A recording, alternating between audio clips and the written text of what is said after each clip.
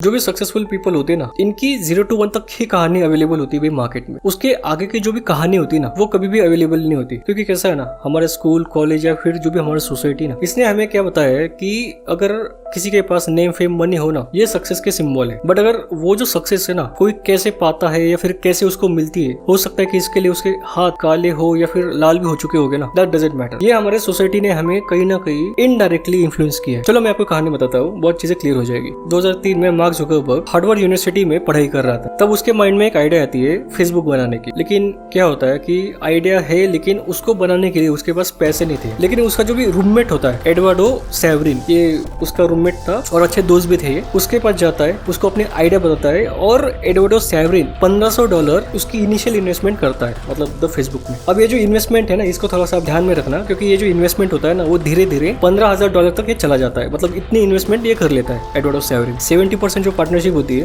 वो मार्क के पास रहती है और जो 30% पार्टनरशिप होती है वो एडवर्डो सैवरिन के पास रहती है। अभी यहाँ तक वो जो सारी चीजें ना एकदम ओके थी, इसमें कोई भी प्रॉब्लम नहीं थी। लेकिन क्या होता है कि जो भी मार्क जुकरबर्ग होता है ना, वो था भाई टेक्निकल का है, मतलब उसका टेक्निकल के ऊपर ज्यादा फोकस था। लेकिन जो एडवर्डो सैवरिन है ना, उसका ये फोकस था कि भाई ये जो हमने वेबसाइट लॉन्च की है ना, उसको कैसे ना कैसे मोनेटाइज किया जाए। लेकिन इसके लिए ना उनको एडवर्टाइजर की जरूरत थी। इसके लिए क्या करता है एडवर्डो सैवरिन भाई, ये निकल जाता है न्यूयॉर्क, और जो मार्क जुकरबर्ग होता है ये कैलिफोर्निया रुक जाता है। लेकिन जब 3 महीने के बाद एडवर्डो सैवरिन वापस आता है वे कैलिफोर्निया, तब उसको ये पता चलता है कि शॉन पार्कर नाम का एक बंदा होता है जो एक एंजल इन्वेस्टर होता है, जो फेसबुक में वो इन्वेस्ट करता है, ठीक है। लेकिन उसके साथ वो क्या करता है, और जो इन्वेस्टर होते हैं ना, उनको बुलाता है और हेवी इन्वेस्टमेंट होती है द फेसबुक में। लेकिन उसके साथ और एक चीज होती है जो कभी भी एडवर्डो सैवरिन इसने कभी इमेजिन नहीं की होगी। लेकिन मार्क जुकरबर्ग क्या करता है कि भाई जो एडवर्डो सैवरिन होता है ना, उससे कुछ कॉन्ट्रैक्ट साइन करवा लेता है। और जो एडवर्डो होता है ना, जो कॉन्ट्रैक्ट साइन करता है, उसको पता नहीं होता कि भाई इसमें क्या लिखा है। लेकिन जो एडवर्डो सैवरिन होता है ना,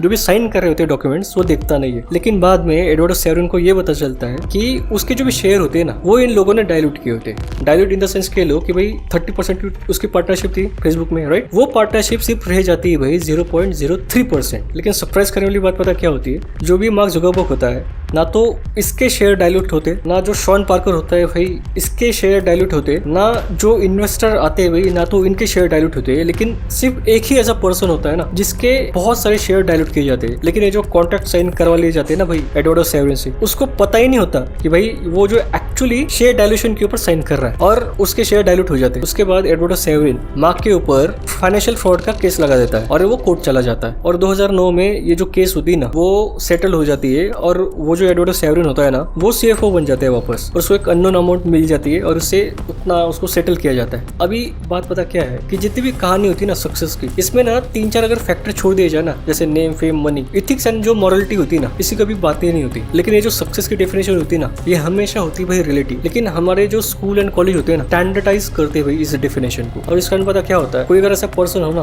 कि भाई अगर उसके लाइफ में वो इथिक्स एंड मॉरलिटी फॉलो कर भी रहा हो, एंड उसके पास ये 3 चीजें ना हो भाई, नेम फेम मनी ना हो, वो पर्सन बहुत कुछ परफेक्ट करने के बावजूद भी इम्परफेक्ट रह जाता है लाइफ टाइम, या फिर डिप्रेशन का शिकार हो जाता है एट द एंड।